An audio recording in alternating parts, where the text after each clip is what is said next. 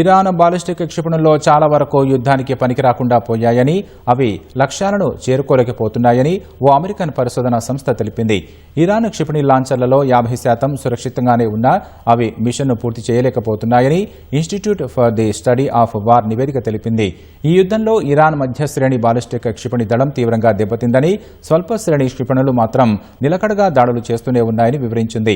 America, Israel చేసిన విధ్వంసం Iran సైన్యంలో భయాన్ని నింపిందని, ఫలితంగా మార్చి 20 తర్వాత క్షిపణి దాడులను ఇరాన్ తగ్గించిందని పేర్కొంది.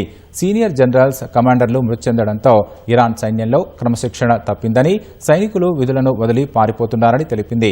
రక్షణ ఉత్పత్తి కేంద్రాలు ధ్వంసమవడంతో కొత్త డ్రోన్లు, క్షిపణులను ఇరాన్ తయారు చేసుకోలేకపోతోందని వెల్లడించింది. కానీ క్షేత్రస్థాయి పరిస్థితులు ఈ నివేదికకు భిన్నంగా ఉన్నట్లు కనిపిస్తోంది. అమెరికా విమానాలు, డ్రోన్లను ఇరాన్ ఖచ్చితత్వంతో కూల్చివేస్తోంది. గల్ఫ్ దేశాలపై నిరంతరాయంగా దాడులు చేస్తోంది.